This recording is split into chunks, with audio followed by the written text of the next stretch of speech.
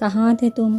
حارث جو کب سے حاشر کو کال کر رہا تھا مگر وہ ریسیو کرنے کے بجائے بار بار کاٹ رہا تھا اور آدھے گھنٹے بعد وہ انگلی میں چابی گھماتا گھر کے اندر داخل ہوا۔ مطلب کہا تھا، میں نے بتایا تو تھا کہ بائک خراب ہے میری۔ حاشر نے حارث کی بات سنتے لاپرواہی سے بتایا، بائک خراب تھی یا نئی بنوا رہے تھے جو اتنا ٹائم لگا؟ اور جب میں نے تم سے کہا تھا کہ نور العین کو وقت پر یونیورسٹی سے پک کر لینا تو کیوں نہیں کیا؟ تمہیں پتہ ہے آج تمہاری وجہ سے اس کی کتنی حالت خراب ہو گئی تھی اور وہ بے ہوش ہو گئی تھی، وہ بھی پریشانی سے۔ حارث نے سختی سے مگر اپنی آواز آہستہ رکھتے ہوئے حاشر کو اس کی غلطی کا احساس دلانے کی کوشش کی۔ بے ہوش کیسے ہوگی؟ کیا ہوا تھا؟ وہ ایک تو اس کی پریشانیاں اور ڈر، توبہ ہے انسان خود کچھ ہمت کر لیتا ہے، اور میں اس کے موبائل پہ کال کر رہا تھا پر وہ بند تھا، تبھی میں نے تمہارے نمبر پہ کال کر کے بتایا۔ حاشر نے شرمندہ ہونے کے بجائے احسان جتانے والے انداز میں کہا تو حارث کو مزید غصہ آیا، جو وہ فریحہ بیگم اور سارہ کو آتا دیکھ ضبط کر گیا۔ یہ تم دونوں کیا کھچڑی پکا رہے تھے اور میرے آتے ہی چپ کیوں ہو گئے؟ فریحہ بیگم نے ان دونوں کو مشکوک انداز میں دیکھتے پوچھا تو حارث نے حاشر کو چپ رہنے کا اشارہ کیا۔ وہ پھپھو، ہم سوچ رہے تھے کیوں نہ آپ کو اب تمام کاموں سے آزادی دے دی جائے۔ میرا مطلب ہے آپ ایسا کریں، حارث اور نور العین کے ساتھ ساتھ میری بھی ہاتھ پیلے کر دیں، ایک ساتھ دو بہو آئیں گی تو سوچیں آپ کو کتنا فائدہ ہوگا۔ ویسے بھی اس سارہ کو تو کچھ عطا نہیں، ہو سکتا ہے میری والے ہی کام کی نکل آئے۔ حاشر نے ان کا دھیان بٹانے کے لیے بات کا رخ بدلا تو سارہ نے اپنی تعریف پر اسے گھورتے ہوئے کمرے کا رخ کیا اور فریحہ بیگم حاشر کی بات پر اسے ایک جپت رسید کرتے سارہ کی خوبیاں گنوانے لگی۔ اگلا ایک ہفتہ نور فریحہ بیگم کے کہنے پہ یونیورسٹی نہیں گئی اور آج حارث کی ڈانٹ پر وہ یوں ہی آئی تو اس کی نظریں بس سب کی آنکھوں پر ٹکی تھی۔ وہ ہر چہرے میں اس شخص کا چہرہ تلاش کر رہی تھی جس نے اسے ایک ہفتے سے پریشان کیا ہوا تھا۔ ڈپارٹمنٹ میں داخل ہوتے ہی اسے گھبراہٹ ہونے لگی کہ کوئی اسے پہچان نہ لے یا اس دن کے واقعے کا ذکر کرتے اس سے کوئی سوال نہ پوچھ لے، اسی لیے وہ سر جھکائے جلدی سے اپنی کلاس کی جانب بڑھی پر اس سے پہلے ہی میم فاطمہ نے اسے آواز دی جس پر اس کے قدموں کے ساتھ ساتھ دل بھی تھم سا گیا۔ اسے یقین ہو گیا تھا کہ وہ ضرور اس دن کے متعلق اس سے کچھ پوچھیں گی۔ جی میم، اس نے حوصلہ کرتے رخ موڑا۔ نور، آپ کا فارم ابھی تک جمع نہیں ہوا اور آج لاسٹ ڈیٹ ہے، اس لیے آج ہر حال میں مجھے سبمٹ کروا کر جائیے گا۔ اپنی بات کہتے وہ آگے بڑھ گئے تو نور نے اپنی رکی ہوئی سانس بحال کی۔ اللہ پلیز میری مدد کرے، مجھے اس مصیبت سے نکال دے، دل میں دعا کرتے اس نے کلاس میں قدم رکھا اور اس دن کا تمام منظر ایک بار پھر سے اس کی نظروں کے سامنے گھوم گیا۔ اپنی چیئر سنبھالتے اس نے اپنی آنکھوں کو بھی آنسو بہانے سے روکا اور موبائل نکالتے بلاوجہ ہی اس میں چیزیں دیکھنے لگی۔ تبھی ایک لڑکی جو اس کے قریب بیٹھی تھی اس نے اسے مخاطب کیا۔ جی، نور نے سر اٹھاتے اسے دیکھا۔ آپ کی کوئی فرینڈ نہیں ہے کیا؟ اس نے سوال پوچھا۔ نور کی نظروں میں سوال دے کر ساتھ وضاحت بھی دی۔ وہ ایکچولی میں جب بھی دیکھتی ہوں آپ اکیلی ہی بیٹھی ہوتی ہیں اس لیے پوچھ رہی ہوں، حتیجہ نے نرمی سے سوال کیا تو نور نے نفی میں سر ہلایا۔ نہیں، ابھی تک تو کوئی نہیں بنائی، موبائل بیگ میں رکھتے اس نے جواب دیتے اس لڑکی کا جائزہ بھی لیا جس کی ٹی شرٹ جینز کے ساتھ کھلے بال اور میک اپ سے اٹا چہرہ نور کو کچھ خاص پسند نہیں آیا۔ تو ٹھیک ہے، میری بھی کوئی فرینڈ نہیں، پلیز آپ میری دوست بن جائیں، ویسے بھی مجھے آپ کا یہ حجاب اور معصوم کا چہرہ پسند ہے۔ اس لڑکی نے کہنے کے ساتھ ہی نور کا ہاتھ پکڑا تو اس کے انداز وہ ایک دم سے بکھلا گئی۔ جی جی ضرور، زبردستی چہرے پہ مسکراہٹ سجائے نور نے اس بات میں سر ہلایا تو حتیجہ نے آنکھوں میں چمک لیے اس کا ہاتھ چھوڑا۔ بس آج سے ہم دونوں بیسٹ فرینڈ ہیں۔ نور کا جواب سنتے ہی حتیجہ نے خوش دلی سے کہا تو اس کے حلیے کے برعکس نور کو وہ اچھی لگی۔ تبھی وہ اس کی باتوں کا جواب دیتے خود بھی اس کے متعلق پوچھنے لگی۔ ایک ہی دن میں وہ ایک دوسرے کے بارے میں کافی حد تک جان چکی تھی اور اس میں بڑا ہاتھ حتیجہ کا تھا جو تھی تو نور سے کچھ سال بڑی، پر اپنی بات کرنے کے انداز اور سوجھ بوجھ کی وجہ سے اس نے بہت جلد نور کو اپنے آپ سے مانوس کر لیا تھا۔ سارا دن ہتیجہ کے ساتھ رہنے اور اس کی باتوں کی وجہ سے نور کچھ وقت کے لیے اس کالی آنکھوں والے کا خیال اپنے ذہن سے نکال چکی تھی۔ واپسی پر اس نے حارث کو بھی اپنی دوست کے متعلق بتایا تو وہ بھی خوش تھا کہ نور کے ساتھ جونی میں کسی کا ساتھ بن گیا، پر نور کے بار بار ہتیجہ نام کی گردان بار وہ ایک اب تک تنگ آنے کے ساتھ ساتھ کچھ پریشان بھی ہو گیا۔ اچھا نور بات کرو اب، اور ایک ہی دن میں کسی پر اتنا اعتبار نہیں کرتے، کچھ وقت لیتے ہیں کسی کو جاننے میں تاکہ یہ پتہ چل سکے کہ وہ شخص اعتبار کے قابل ہے بھی یا نہیں۔ حارث نے ہمیشہ کی طرح اسے سمجھایا تو نور کی زبان کو بریک لگی۔ نہیں بھائی، سچ میں وہ بہت اچھی ہے، تھوڑی ماڈرن ہے، پر عادت اور اخلاق کی بہت اچھی ہے۔ نور نے اسے مطمئن کرنے کی کوشش کی۔ تم خود معصوم ہو، اس لیے تمہیں جس سے بھی ملتی ہو تمہیں وہ شخص بھی اپنے جیسا معصوم اور اچھا ہی لگتا ہے، لیکن نور کسی پہ اتنی جلدی اعتبار نہیں کیا کرو، پہلے کچھ دیر اسے جانچا کرو، اس کی عادات باتوں اور طریقہ کار پر غور کیا کرو۔ دنیا میں بہت سے لوگ اپنے چہروں پر اچھائی کا نقاب چڑھائے تم جیسوں کو بیوقوف بنانے کی کوشش کرتے ہیں۔ آخری بات پر اس نے ہلکی سی چپت نور کے سر پر رسید کی جو اب کسی سوچ میں گم تھی۔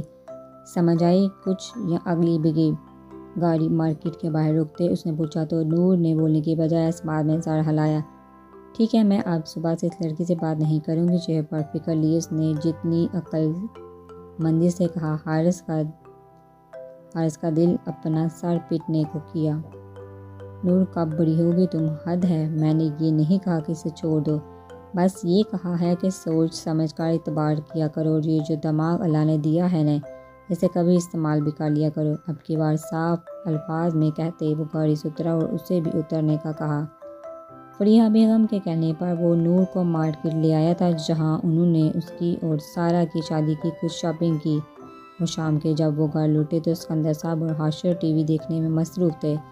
سارا نے آتے ہی اپنی تمام شاپنگ اسکندر صاحب کو دکھانی شروع کی جیسے وہ بہت شوق اور پیار سے دیکھ رہے تھے۔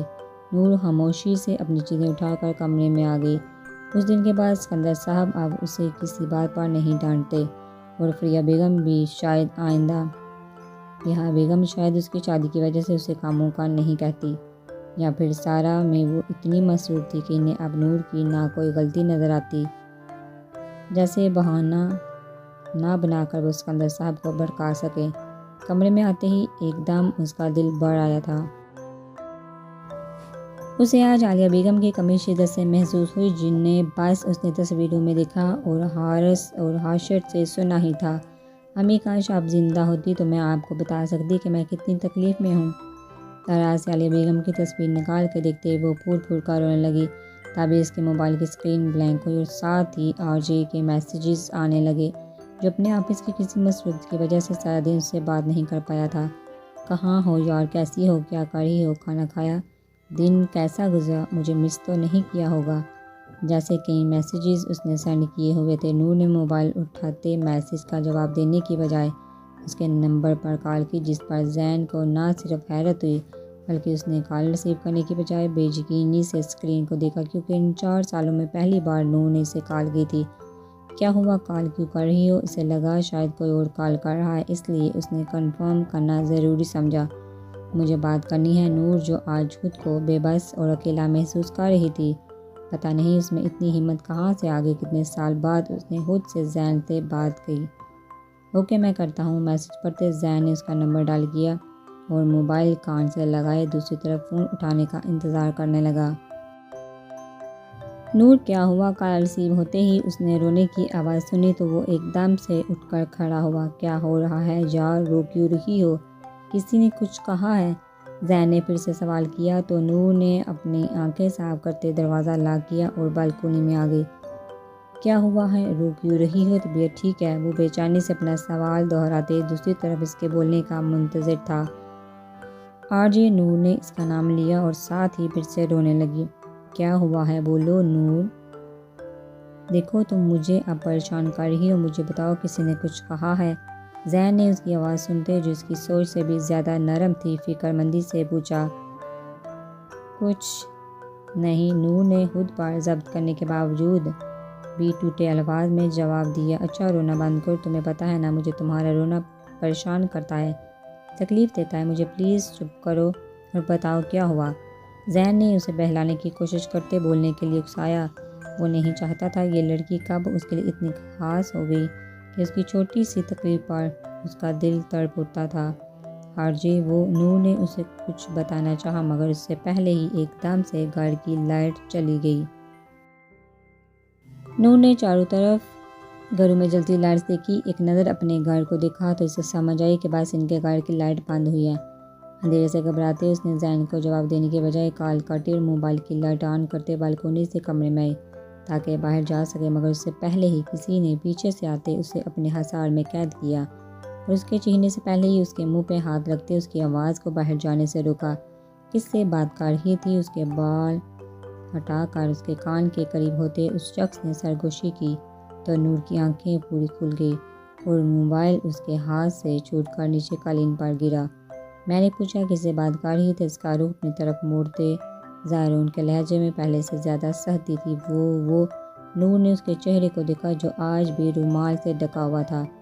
میں کچھ پوچھ رہا ہوں۔ اپنی انگلیاں اس کی کمر پہ دباتے اس نے الفاظ کو بھی اتنی ہی سختی سے ادا کیا۔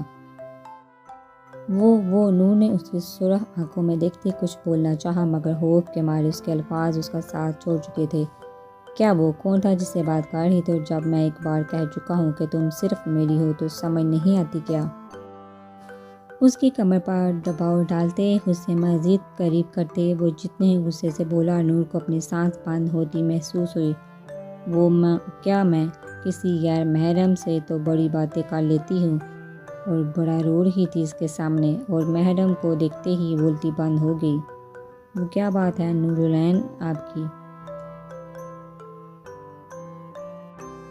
تم سہرانہ انداز میں کہتے وہ اب اس کو دیوار کے ساتھ لگا چکا تھا۔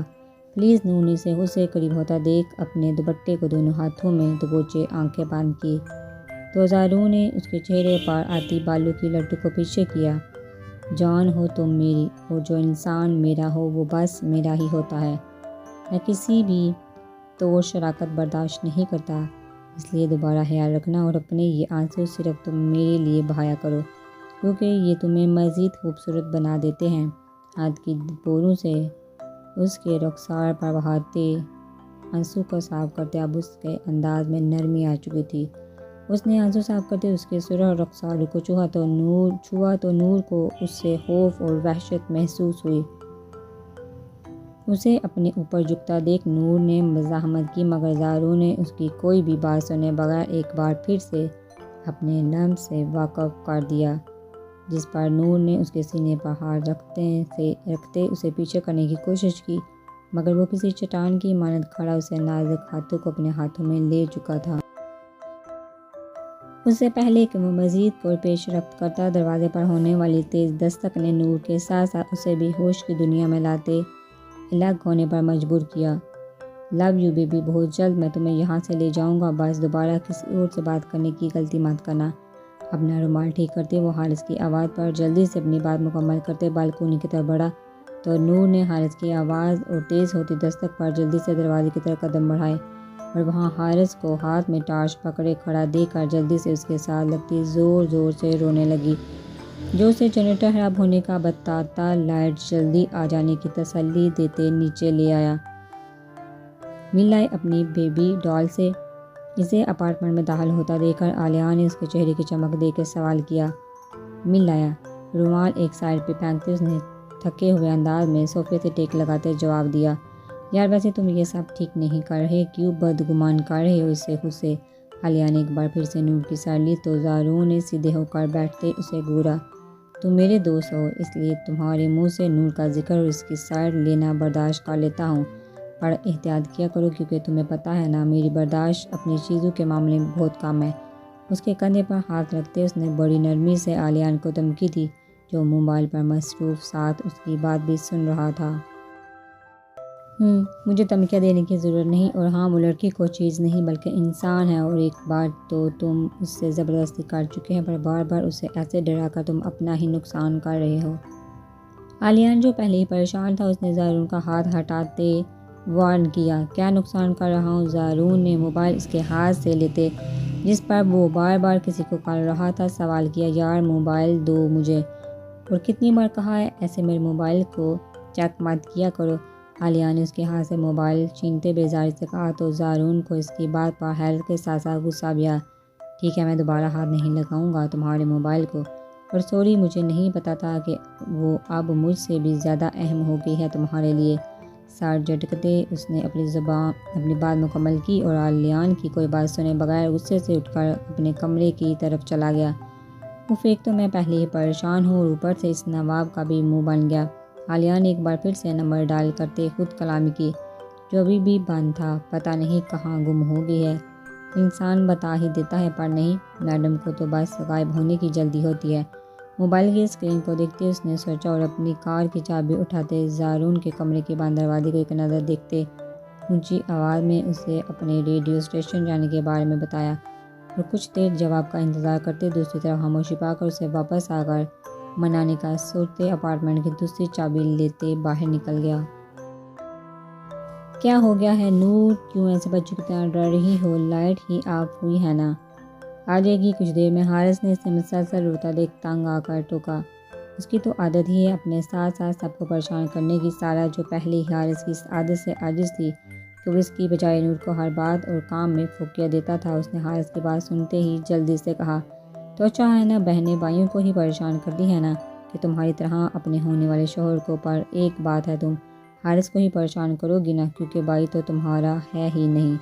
عاشور جو فیوز ٹھیک کرتے اندر آ رہا تھا، اس نے سارا کا طنز سنتے جواب دیا، جس پر اس کے ساتھ ساتھ فریحہ بیگم کو بھی آگ لگ گئی تھی۔ عاشور ذرا سوچ سمجھ کر بولا کرو سارا سے پہلے۔ فریحہ بیگم نے اسے باور کروا دیا کہ وہ اپنی زبان کنٹرول میں رکھے۔ پھپھو، یہ بات آپ سارا کو بھی سمجھا سکتی ہیں نا، کیوں وہ نور سے ہر وقت ایسے بات کرتی ہے؟ عاشور نے بھی فریحہ بیگم کے الفاظ میں رد و بدل کر کے جواب دیا تو سکندر صاحب کی گھر پر موجودگی کی وجہ سے حارث کو درمیان میں بولنا پڑا، کیونکہ وہ جانتا تھا کہ بات جو بھی ہو ختم نور پر ہی ہوگی۔ عاشور، بدتمیزی مت کرو، حارث نے اسے گھورا، اور نور نے بھی ماحول گرم ہوتا دیکھ جلدی سے اپنی آنکھیں صاف کی، جو اندھیرے سے زیادہ اس شخص کے خوف اور اپنی بے بسی پر آنسو بہا رہی تھی۔ بولیں تو اسے، اور میری بیٹی تو ویسے بھی تم لوگوں کا کھاتی ہے، تو باتیں بھی سن لے گی۔ فریحہ بیگم نے جان بوجھ کر اونچی آواز میں کہتے رونا شروع کیا تو سکندر صاحب، جو آرام کی غرض سے اپنے کمرے میں موجود یا باہر ہونے والے شور پر لاؤنج میں آئے۔ کیا ہوا فریحہ، تم رو کیوں رہی ہو؟ انہوں نے آتے ہی فریحہ بیگم کو آنسو بہاتا دیکھ سوال کیا تو عاشور کے ساتھ ساتھ نور اور حارث کو بھی سانپ سونگھ گیا۔ ہونا کیا ہے، بس یہ دن دیکھنا باقی تھا نا۔ وہ ناک کو دوپٹے سے صاف کرتے وہ جتنی مہارت سے ڈرامہ کر رہی تھی۔ حارث کو ان کے ساتھ ساتھ عاشور پر بھی غصہ آیا، جو اب خاموشی سے سر جھکائے کھڑا تھا۔ ہوا کیا ہے؟ سکندر صاحب نے ایک نظر سب کو دیکھتے سوال کیا۔ ہونا کیا ہے، بس مجھے یہ بتا دے کتنے سال میں نے آپ کی اور آپ کے بچوں کی خدمت اس لیے کی تھی کہ آج یہ لوگ اٹھ کر مجھے اور میری بیٹی کو آپ کے در پر بیٹھنے کے طعنے مارے۔ فریحہ بیگم نے باقاعدہ آنسو کے ساتھ انہیں وہ دو چار باتیں خود سے آغاز کرتے بتائی۔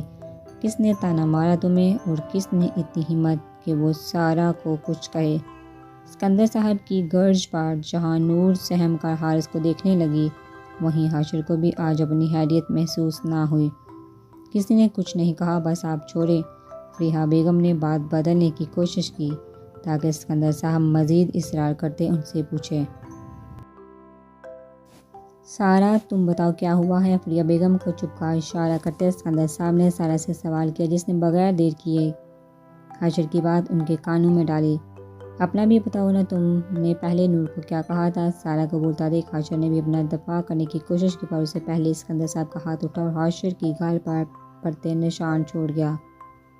ابو، حارث نے آگے بڑھتے مداخلت کی، دوبارہ میری بہن یا بانجی کو ایسی بات کہی تو منہ توڑ دوں گا میں تمہارا، اور یہ گھر جتنا تم لوگوں کا ہے اتنا ہی سارا کا بھی ہے، اس لیے دوبارہ جو بھی بولنا ہے سوچ سمجھ کر بولنا۔ انگلی اٹھاتے انہوں نے عاشور کو وارن کیا، جو اپنی تسلی پر گال پر ہاتھ رکھے خاموش کھڑا بے یقینی سے سکندر صاحب کو دیکھ رہا تھا، جنہوں نے آج تک اسے اف تک نہیں کہا تھا۔ بھائی صاحب بس کرے، کچھ نہیں بچہ ہے، منہ سے نکل گیا، اور سارا تمہیں کیا ضرورت تھی بتانے کی؟ سب کچھ کروانے کے بعد فریحہ بیگم نے آگے بڑھتے سکندر صاحب کو روکا تو عاشور نے ایک افسوس بڑی نگاہ ان پر ڈالی اور لمبے ڈاک بڑھتا گھر سے باہر نکل گیا۔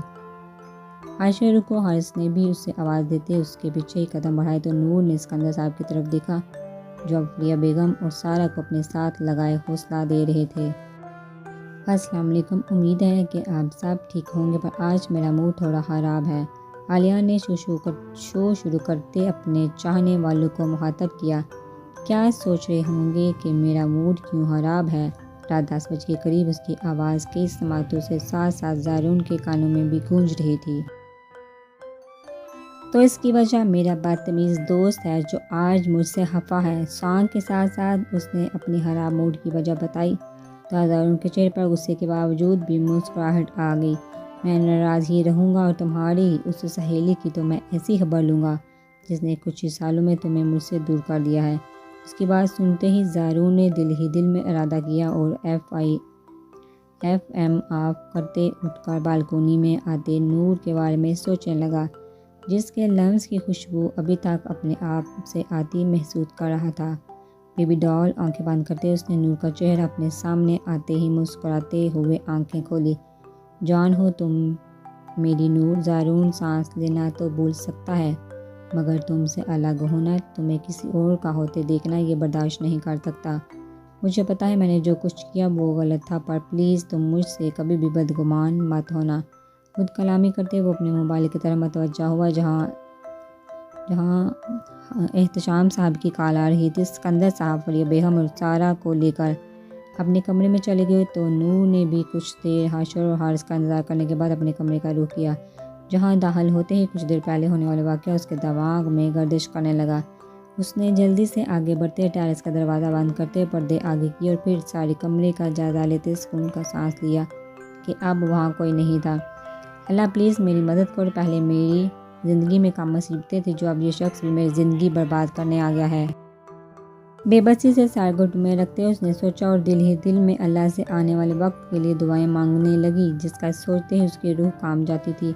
میں حارث بھائی کو سب بتا دوں گی۔ نور نے اپنی شادی میں 1 ہفتہ باقی رہنے کا سوچتے ہی دل میں ارادہ کیا، کیونکہ وہ نکاح پہ نکاح کیسے کر سکتی تھی۔ نہیں، میں نہیں بتاؤں گی، ایک حارث بھائی ہی تو ہیں جو میرا خیال رکھتے ہیں۔ اپنی سی سوچ کو رد کرتے اس نے ایک بار پھر سے بالکونی کی طرف دیکھا جہاں سے وہ شخص اندر آیا تھا۔ میں تمہیں کبھی معاف نہیں کروں گی، جیسے تم نے میری زندگی برباد کی ہے نا، میں بھی تمہاری زندگی برباد کر دوں گی۔ نور نے ہاتھ کی پشت سے آنسو صاف کرتے خود کلامی کی اور اپنے موبائل پر نظر پڑتے ہی اس نے کچھ سوچتے موبائل اٹھایا، جہاں آرجے کے بہت سے کالز کے ساتھ میسیجز بھی موجود تھے۔ تمہیں چڑ ہے نا کہ میں کسی سے بات نہ کروں، کوئی مجھے نہ دیکھے تو دیکھو اب میں تمہیں کیسی سزا دیتی ہوں۔ زائرین کو مخاطب کرتے اس نے اپنی آنکھوں سے بہنے والے آنسو کو ایک بار پھر سے صاف کیا اور میسیج ٹائپ کرتے آرجے کو سینڈ کرنے لگی۔